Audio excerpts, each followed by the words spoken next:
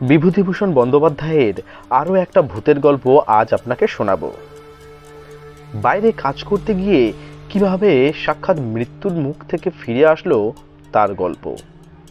গল্প ভালো লাগলে লাইক, শেয়ার ও কমেন্ট করবেন, আর সাবস্ক্রাইব করবেন আমাদের গল্পগুলো শোনার জন্য।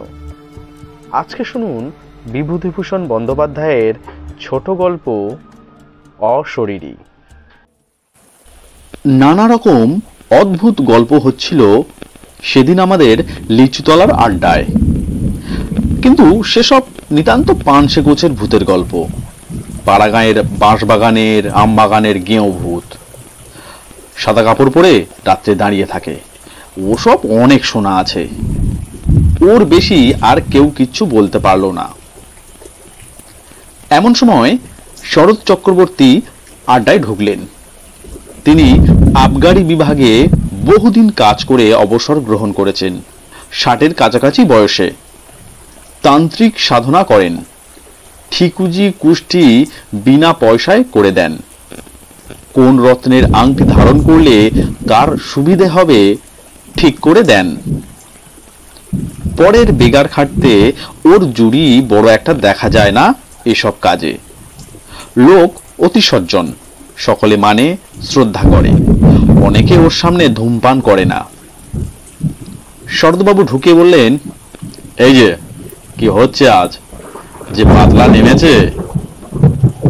শ্যামাপদ মুক্তার বললেন, আসুন আসুন চক্রবর্তী মশাই, আমাদের ভূতের গল্প হচ্ছিল বাদলার দিনে, তবে তেমন জমছে না। আপনার তো। শরৎ চক্রবর্তী মশাই বললেন, আমি একটা গল্প বলতে পারি, তবে সেটা ভূতের গল্প নয়। সেটা কিসের গল্প তা আমি জানি না, আপনারা শুনে বিচার করুন। শরৎবাবুর মুখে সেই গল্প শুনে আমরা অবাক হয়ে গেলাম। স্বর্গ মর্ত যেন এক সূত্রে গাঁথা হয়ে গেল সেই ঘন বর্ষার বর্ষণ মুখর মেঘের আবরণ ভেদ করে। শরৎবাবু বললেন, আমাকে সেবার হঠাৎ জলপাইগুড়ির ওধারে ডুয়ার্স অঞ্চলে বদলি করলে।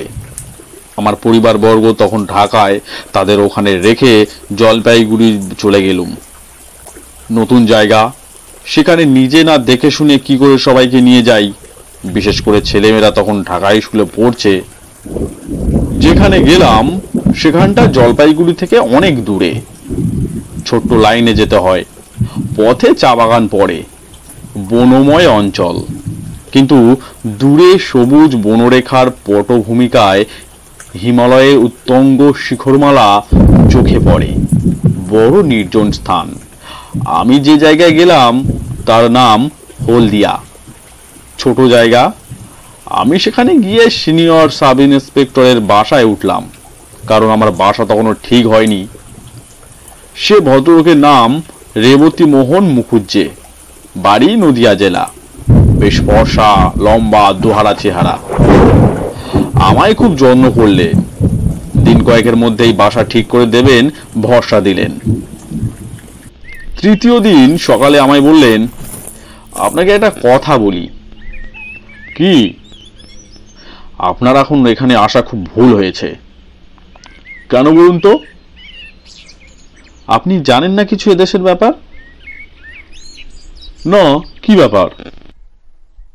এই বর্ষাকালে এখানে ভয়ানক ব্ল্যাক ওয়াটার জ্বর হচ্ছে চারিদিকে। আপনি নতুন লোক, আপনার তো খুবই জ্বর হওয়ার সম্ভাবনা বিদ্যমান। দু একবার জ্বর হলেই ব্ল্যাক ওয়াটার জ্বর দেখা দেবে, তখন জীবন নিয়ে টানাটানি পড়ে যাবে। এই রকম এদেশের কাণ্ড।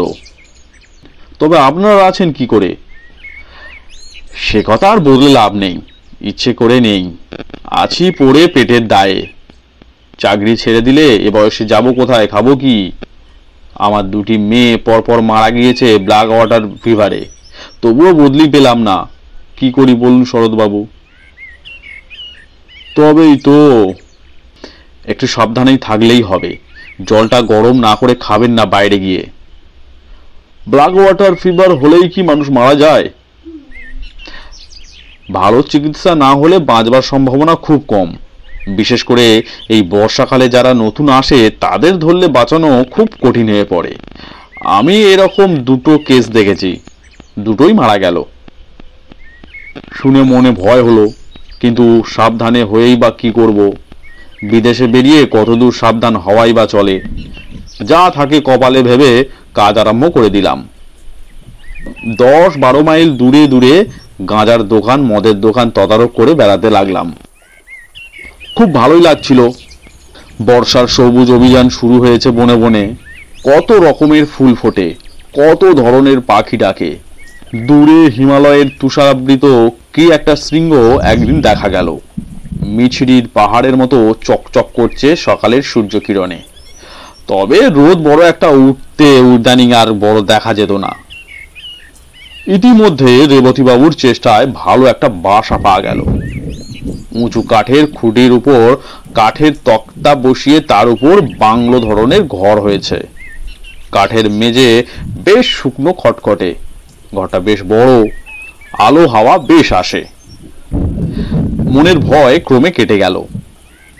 তখন মনে ভাবি, রেবতীবাবুর ওটা উচিত হয়নি। ওখানকার মাটিতে পা দিতে না দিতেই অমন ভয় দেখিয়ে দেওয়া কি ভালো হয়েছে? কেন করলেন এটা রেবতীবাবু? অন্য কোনো মতলব ছিল নাকি? 7-5 ভাবি। এখানে আমার এক ব্রাহ্মণ আর্দালি জুটল, নাম দিগম্বর পাণ্ডে। লোকটা অনেক দিন সেখানে আছে। রান্না করতো খুব ভালো। সে হাট বাজার রান্না বান্না সবই করত, কোনো অসুবিধা ছিল না। মাস 2 পরে সেবার বামনপাড়া নর্থ বলে একটা জায়গায় আবগারি তদারকে গেলাম। সেটা একটা চা বাগানের পাশে ছোট্ট বাজার।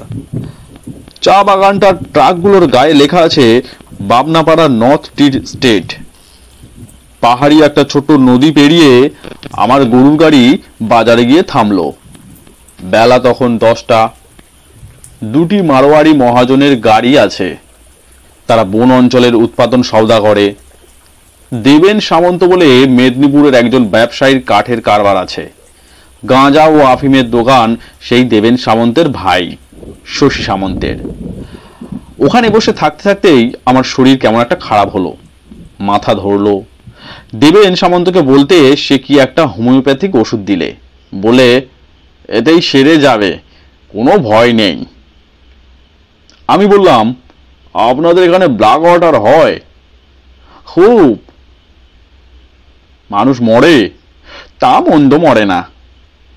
আপনারা ভয় পান না? আমরা অনেক দিন আছি, নতুন যারা আসেন তাদের ভয় একটু বেশি। সবাই দেখছি একই কথা বলে। গাঁজার হিসেব চেক করতে করতে আর যেন বসতে পারলাম না। তাড়াতাড়ি কাজ সেরে নিয়ে গাড়িতে উঠে পড়ি। জল তেষ্টা পাওয়াতে বামনপাড়ার নর্থ চা স্টেটের একটা গুমটি স্টিনের সেট থেকে জল চেয়ে খাই এক নেপালি দারোয়ানের কাছ থেকে। যখন বাসায় পৌঁছালাম তখন বেলা গিয়েছে। আমার তখন খুব জ্বর। পথেই কম্প দিয়ে জ্বর এসেছে। খবর পেয়ে রেবতীবাবু ছুটে এলেন। ডাক্তার ডাকা হলো। ওষুধ ও ইঞ্জেকশন চলল। 3 দিনের মধ্যে জ্বর ছেড়ে গেল। দিন 15 বেশ আছি। সবাই বললে ঠান্ডা লেগে অমনটা হঠাৎ হয়েছিল, ও কিছু না। আমিও নিজেকে সেইভাবেই বোঝালুম। আবার বেশ কাজকর্ম করি, শরীরে কোনো গ্লানি নেই। একদিন হলদিয়া পুলিশ থানায় বসে থানার দারোগার সঙ্গে গল্প করছি। হঠাৎ আমার জ্বর এলো। দারোগাবাবু লোক দিয়ে আমায় বাড়ি পাঠিয়ে দিলেন। আর্দালি দিগম্বর পাঁড়েকে বললাম, জল দাও। জল খেয়ে শুয়ে পড়লাম। 3 দিন ভীষণ জ্বরের ঘোরে কাটলো। রেবতীবাবু এবং থানার দারোগা 2 বেলায় আসতেন। কিভাবে আমার সাবু বার্লি তৈরি করতে হবে আমার আর্দালিকে শিখিয়ে দিয়ে যেতেন। 3 দিন পরে জ্বর কমে গেল। ক্রমে বেশ সেরে উঠলাম। কাজকর্ম আবার শুরু করে দিলাম। দিন 15 পরে চা বাগানের একটা আবগারি কেস দেখতে গিয়েছি। আমার হঠাৎ জ্বর এলো। এবার একটা জিনিস লক্ষ্য করলাম, এখানকার জ্বর ভেলকিবাজির মতো আসে, আবার ভেলকিবাজির মতো চলে যায়। সুতরাং প্রথম প্রথম জ্বর এলে আমার যেরকম ভয় হতো, এখন গা শোয়া দরুন সে আর ভয় একেবারেই নেই। আর্দালিকে ডেকে বলে দিলাম আগের মতো পথ্য প্রস্তুত করে আমাকে যেন খাওয়ায়। এবার কিন্তু একটু অন্যরকম হলো। অত সহজে এবার আমি নিষ্কৃতি পেলাম না। দিন দুই পরে উৎকট ব্ল্যাক ওয়াটার জ্বরের সব লক্ষণগুলি আমার মধ্যে ফুটে বেরোলো। অতিরিক্ত রক্তপাতের দরুন অত্যন্ত দুর্বল হয়ে পড়লাম। সেরে উঠতে 5-6 দিন লেগে গেল। দিন দুই পথ্য করার পর একদিন সকালবেলা আমার সঙ্গে রেবতীবাবু আর দারোগাবাবুর দেখা করতে এলেন। আরদালিকে চা করতে বলে দিলুম, কিন্তু তারা চা খেলেন না। পরে বুঝলাম তারা চা খাননি ব্ল্যাক ওয়াটারকে ছোঁয়াচে জ্বর ভেবেই। দারোগাবাবু বললেন, শরৎবাবু একটা কথা বলি। বলুন। আপনি এখান থেকে চলে যান। কেন বলুন তো? ডাক্তারবাবু তাই মত। আমাকে তো কিছু বলেননি। দারোগাবাবু ইতস্তত করে বললেন, না, আপনাকে বলেননি, আমাদের বলেছেন আপনাকে বলার জন্য কিনা, তাই বলা উচিত ভাবলাম। উনি বলেছেন আপনার অসুখ খুব খারাপ, মানে আমি তো সেরে গিয়েছি। ও সারা বড় কঠিন শরৎবাবু। বেশ, তাহলে স্টেশন পর্যন্ত আমি যাব কি করে? রক্ষিয়াঘাট পার হওয়ার তো কোনো উপায় দেখিনি। কিছু ভাববেন না, স্ট্রেচার জোগাড় করেছি চা বাগান থেকে। কুলি পাঠাবো, পুলিশের একজন লোক সাথী থাকবে। আপনাকে ট্রেনে উঠিয়ে না দিয়ে তারা ফিরবে না। বেশ। আমি তখন জানতাম না যে আজই আমার জীবনের শেষ হতো যদি, কিন্তু সে কথা ক্রমে বলছি। আমি সম্মতি দিলে দারোগাবাবু চলে গেলেন। তখন বেলা 9টা হবে। গরম জল করে নিয়ে আসতে বললাম আরদালিকে, গা হাতে মুছবো বলে। তারপর একবারটি বার্লি খেলাম। আরো একটু বেলা হলে দুটি ভাতও খেলাম। বেলা 12টার পর লোকজন এলো স্ট্রেচার নিয়ে। এই পর্যন্ত বলে শরৎ চক্রবর্তী বললেন, একটু চা খাওয়ার ইচ্ছে হচ্ছে। আমরা বললাম, গল্পটা শেষ করুন। চা খেয়ে নিয়ে বলবো। এইবার গল্পের আসল অংশতে এসে গেছে কিনা একটু গলা ভিজিয়ে নিয়ে বলি। নিতাইবাবু উকিল বললেন, একই কথা। আপনি বললেন ব্ল্যাক ওয়াটার জ্বর হলে সেরে গিয়ে আপনি পথ্য করলেন, অথচ ডাক্তারবাবু কেন আপনার অসুখ খারাপ বললেন? অসুখ তো সেরে গিয়েছিল। সেরে গিয়েছিল কিরকম সেবার এক্ষুনি সেটা শুনলে বুঝতে পারবেন। আসলে সারেনি। তবে পথ্য দিয়েছিল কেন ডাক্তার? এ কথার জবাব আমি দিতে পারবো না। কাউকে জিজ্ঞেসও করিনি। তবে যেমন ঘটেছিল সেরকম বলে যাচ্ছি। এটা একটা অদ্ভুত ব্যাপার বলছেন আপনি। কি রকম সে দেশের ডাক্তার বুঝলাম না মশাই। এ কথাটা আমিও কখনো ভেবে দেখিনি। আচ্ছা, এবার বলি গল্প। শরৎ চক্রবর্তী পুনরায় গল্প আরম্ভ করলেন। বেলা 12টার পর স্ট্রেচার নিয়ে এলো চা বাগানের লোকজন। সেখানে দাঁড়িয়েছিলেন রেবতীবাবু ও দারোগাবাবু। আমি আরদালি জিনিসপত্র গোছগাছ করছি। এমন সময় আমার এলো জ্বর, ভীষণ কম্প জ্বর। আর আমি বসতে পারলাম না। ঘরের মধ্যে গিয়ে তাড়াতাড়ি বাঁধা বিছানা আরদালিকে দিয়ে খুলিয়ে পাতিয়ে শুয়ে পড়লাম। এবার আমি আর কিছুই জানি না। আমার সমস্ত চৈতন্য লুপ্ত হয়ে গেল এক ঘন অন্ধকারের আবরণের অন্তরালে। যখন আবার আমার জ্ঞান হলো, তখন দুটো জিনিস আমার চোখে পড়লো। প্রথমেই অন্ধকারের মধ্যে একটা কি গাছের ডাল পাশের জানালার বাইরে হাওয়ায় দুলছে। দ্বিতীয় জিনিস হলো আমার বাক্স পুডলি আমার পায়ের দিকে দেওয়ালের কাছে রয়েছে এবং আমার ছাতিটা দেওয়ালের কোণে হেলানো রয়েছে। আমি কি রেলওয়ে ট্রেনে উঠেছি? কিন্তু এত অন্ধকার কেন রেলের কামরা? অন্য লোকই বা কেন নেই কামরায়? তারপর আস্তে আস্তে আমার মনের আকাশ মেঘমুক্ত হয়ে আসতে লাগলো। আমার মনে পড়লো যে আমি স্ট্রেচারে আদৌ উঠিনি। জ্বর আসতে ঘরে এসে শুয়ে পড়েছিলাম। কিন্তু ঘরই যদি হয়, আরদালি দিগম্বর কই? ঘরে আলো জ্বালেনি। আমি কোথায়? তৃষ্ণা পেয়েছিল, ডাকতে গেলাম ওকে। গলায় স্বর আটকে গেল। দুবার ডাকতে গেলাম, দুবারই তা হলো। আমার মনে হলো বাইরে চাঁদ উঠেছে। জানলা দিয়ে ঘরের মধ্যে চাঁদের সামান্য আলো এসে পড়েছে। কিছুক্ষণ সামনের দিকে চেয়ে রইলাম। ঘরের মধ্যে বা বাইরে কোথাও কোনো শব্দই নেই। হঠাৎ আমার দৃষ্টি নিবদ্ধ হলো বাইরের দিকে। কে ওখানে বাইরে? এই দেখুন, এতদিন পরে মনে পড়েও আমার গায়ে শিউরে উঠল। দেখলাম কি জানি নে, কিন্তু কালো মতো মেয়ে অত্যন্ত দ্রুত গতিতে আমার ঘরের চারপাশে ঘুরছে আর একটা কাঠি দিয়ে মাটিতে কি করছে। দুবার আমার সামনে দরজার ফাঁক দিয়ে সে নিচু হয়ে ঘুরে গেল। তিনবারের বার মেয়েটি হঠাৎ মুখ উঁচু করে আমার দিকে চেয়ে হাত নেড়ে নেড়ে বললে, কোনো ভয় নেই, গন্ডি দিচ্ছি, আজ রাত্রে কেউ গন্ডির মধ্যে আসতে পারবে না, ঘুমো। অতি অল্পক্ষণের জন্যে মেয়েটিকে চোখের সামনে দেখলাম, তারপর সে ঘুরে গেল ওদিকে। আমারও আর জ্ঞান রইল না, ঘুমিয়ে পড়লাম কি। এরপরে কতক্ষণ পরে জেগে উঠেছিলাম তা বলতে পারবো না, কিন্তু তখন চোখ খুলেই দেখলাম সেই কালো মেয়েটি আমার শিয়রের কাছে বসে। তার বয়স 18 বছরের বেশি হবে বলে আমার মনে হলো না। আর একটা জিনিস লক্ষ্য করলাম, মেয়েটি যেন খুব ঘেমেছে, ওর মুখ ঘামে ভিজে গিয়েছে, যেন সারা শরীর দিয়ে যেন দরদর করে ঘাম ঝরছে। আমি ওর দিকে চেয়ে দেখতেই মেয়েটি চমৎকার শান্ত স্নেহময় সুরে বলে উঠল, জাগলি কেন? ঘুমো ঘুমো, কোনো ভয় নেই, ঘুমো। শেষবার যখন ও ঘুমো বলেছে তখন আমি ঘুমিয়ে পড়লাম ওর কথা শুনতে শুনতে।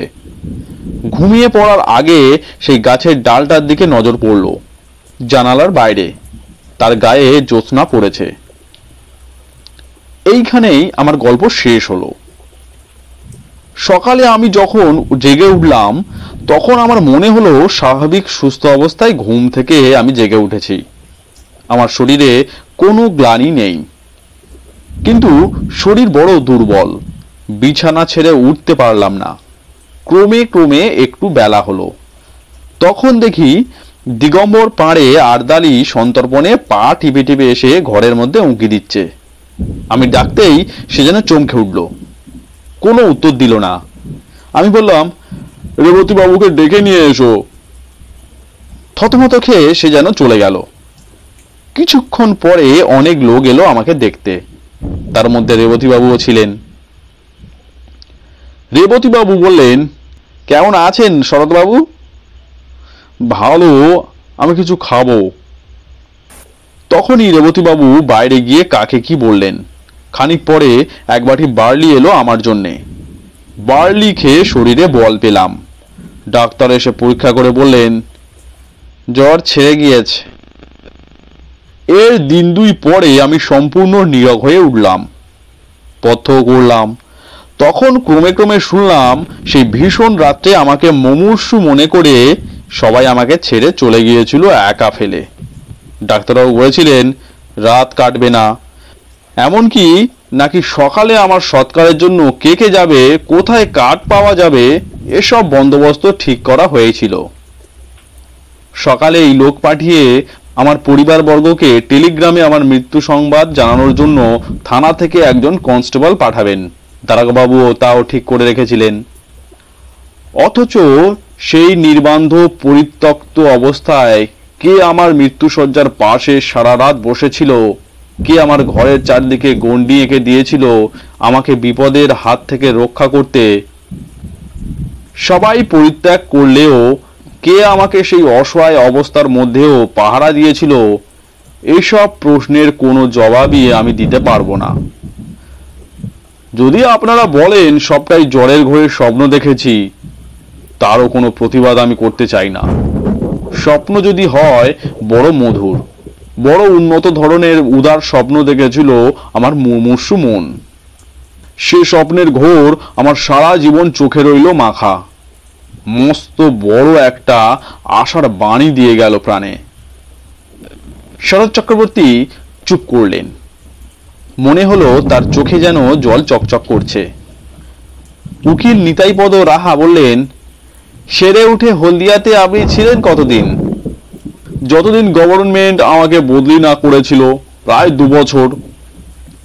এভাবে একা ছিলেন বাসায়? আমি আর দিগম্বর, আর কেউ না। আর কোনোদিন কিছু দেখেছিলেন? না। আর অসুখে ভুগেছিলেন? না। ঘন বর্ষার রাত, বাইরে বেশ অন্ধকার। জোনাকি জ্বলছিল উঠানের শিউলি গাছটার ডালে পাতায়। আমরা সবাই অনেকক্ষণ চুপ করে রইলাম। নিতাই উকিলও আর বেশি কথা বলেননি।